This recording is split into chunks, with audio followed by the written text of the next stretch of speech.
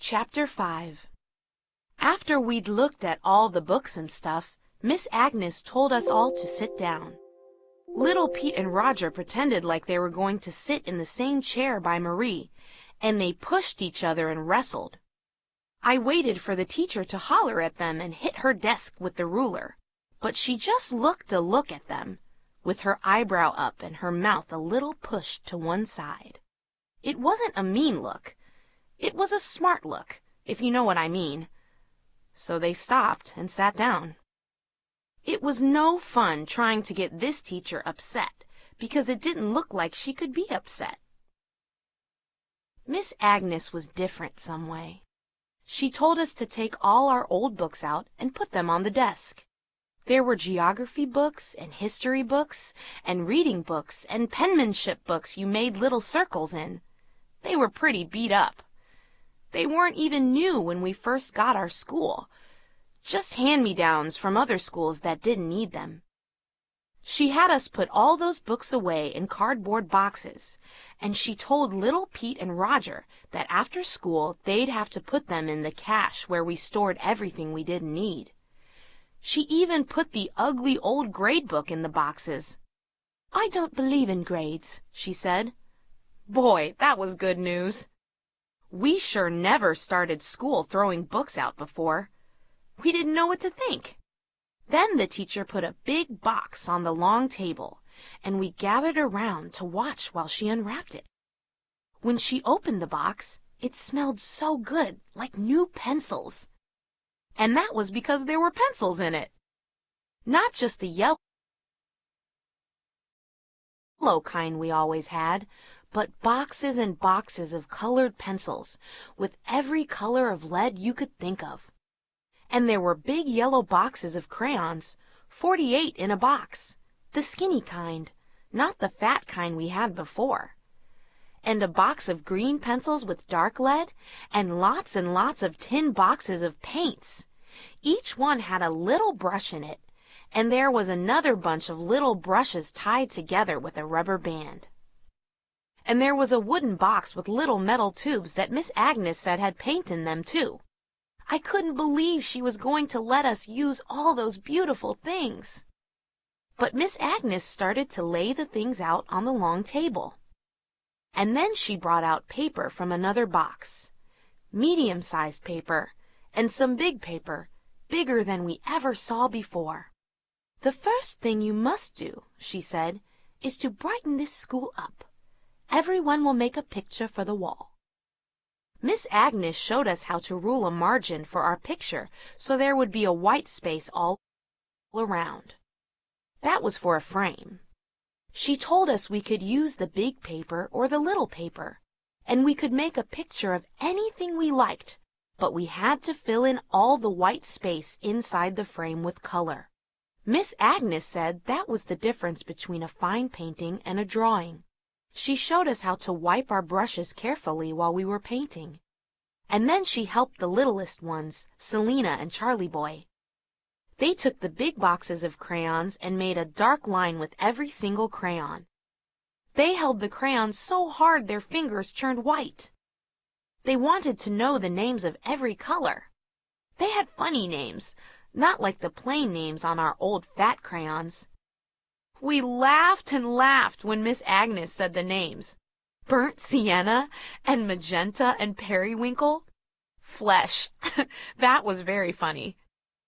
We all put that flesh crayon by our hands and laughed because our skin and that crayon weren't anything like the same color. Even when we put it by Miss Agnes's hand, it wasn't the same color. We didn't know who would have skin that color. Miss Agnes sort of snorted and said, "No one." Pretty soon everyone got just quiet.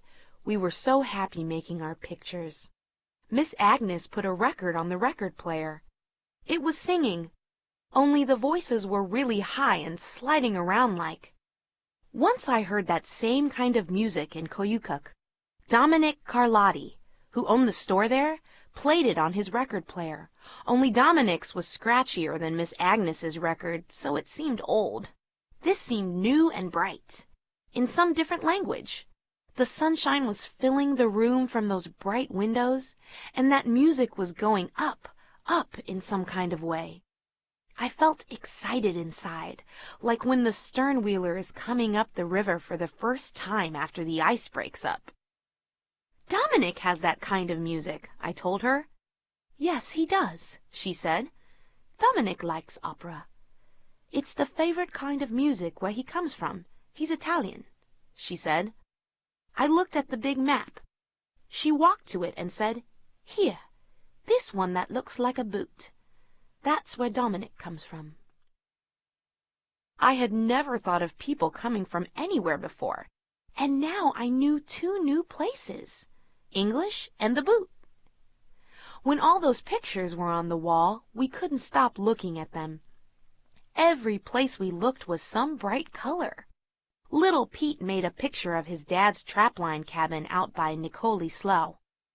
It was so good, with a blue sky and these good little snowshoes he drew with a pen the teacher gave him that you could dip in black ink. He was proud of that picture, I could tell, because he kept making fun of it.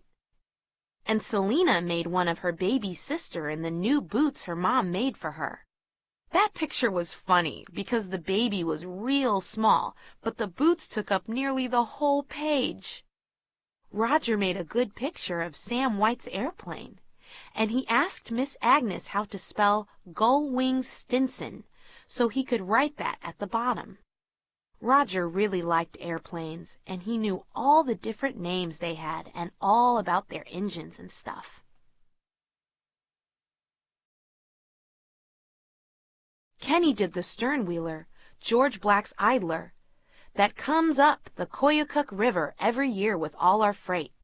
It's hard to draw it right, because there are 100 paddles on the wheel that pushes the boat, but Kenny did it good. I wanted to make a picture of the music she was playing, but I didn't know how, so I made a picture of Miss Agnes. It was hard to get her hair, some gray and some not gray, all flying around her head somehow, not pulled neat like Mama's or the other women. When it was time for lunch, I felt a little worried. The other kids did too, I could tell. Plasker most of all. Miss Agnes had made some tea from the pot on the stove, and she told us if we all brought cups from home tomorrow, we could have some too. She must have made a batch of bread after Bertha and I left her the day before, because she had a sandwich to eat with her tea. Peanut butter. We got really quiet while we were eating, and all the kids had their heads down, looking at their desks. Miss Agnes looked at us a little strangely. Finally, I asked her, "Do you like fish, Miss Agnes?" It was very quiet. All the kids looked at her from under their eyebrows to see what she'd say. "No," she made a face. "I hate fish." That was bad. I tried to cover my fish strips with my hand. Miss Agnes looked at all of us with a question on her face. "Our old teacher didn't like the smell of fish," I said. "Oh," Miss Agnes said. "Well, I can't smell anything. I have sinus trouble." We all looked at each other. So that was good. Chapter 6.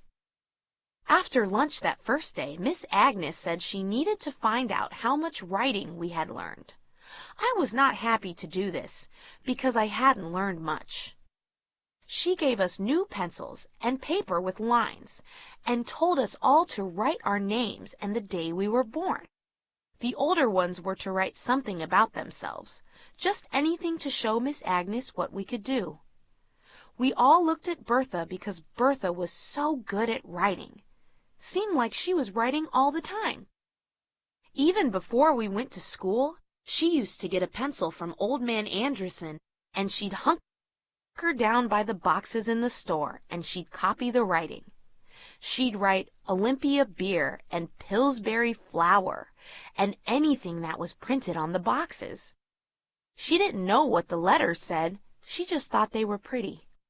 Old Man Anderson wrote the alphabet the way it goes on a piece of paper for her. "Bertha, you'll be my secretary when you grow up," he told her. She never let loose of that piece of paper. It was always in her pocket.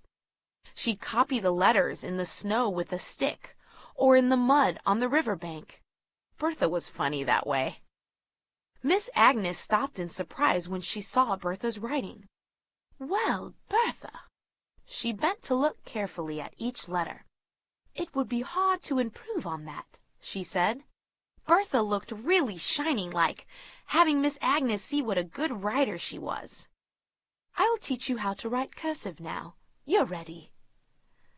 I knew what that was, that curly kind of writing some grown-ups used, just flying across the paper 90 miles an hour. I couldn't wait to learn that, too.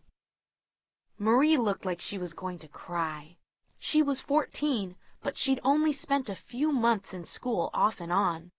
Her mom had all those babies Marie had to take care of when her mom went to help her dad on the trap line. She couldn't write much at all. She put her head down. Miss Agnes walked around and looked at everyone's writing. Charlie Boy and Selina could write their names, but that was all. None of us were very good at writing, except Bertha. Miss Agnes took a roll of masking tape from her shelf and put a strip on each desk. She wrote the alphabet in printing on that strip with a pen. She wrote the big letters and then the little letters. Then she taped a paper on our desk with our name written in perfect letters. That was to help us remember. For Bertha, she wrote the letters in cursive. Then she started to show the rest of us on the blackboard what each letter was supposed to look like, starting with the vowels, because she said you used one of those in every word, so the vowels had to be really good. Like if on a shopping list you wrote an O so it looked like an E, you might get a pet instead of a pot. She made it funny, showing us how awful letters looked when they were made silly. Miss Agnes called a sloppy O a hairy O, because when you don't write an O right, it looks like a little face with one hair sticking up on top. We really laughed at that. And she said the nose of an E was supposed to be sharp enough to prick your finger on. Then she drew a finger getting pricked by that sharp point on the E. We never tried to do it right before. We just wrote any which way. So we were surprised to find Miss Agnes was going to be so picky.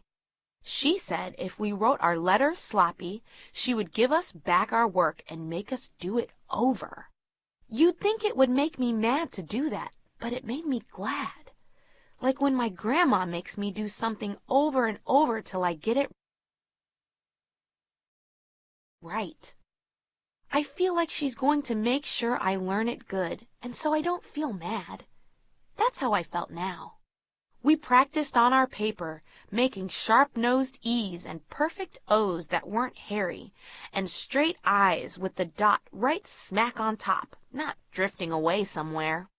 Charlie Boy made us laugh because he was practicing so hard his tongue was sticking out. It was fun the way we did it, and I wanted to make every letter just perfect. I could write as perfect as Miss Agnes and Bertha if I just practiced.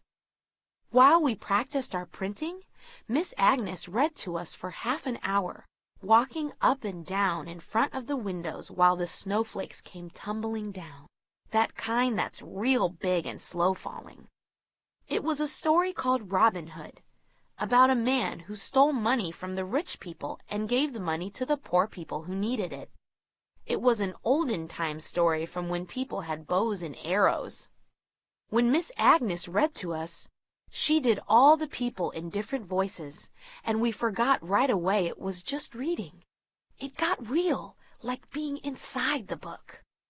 I didn't want Miss Agnes to ever stop reading.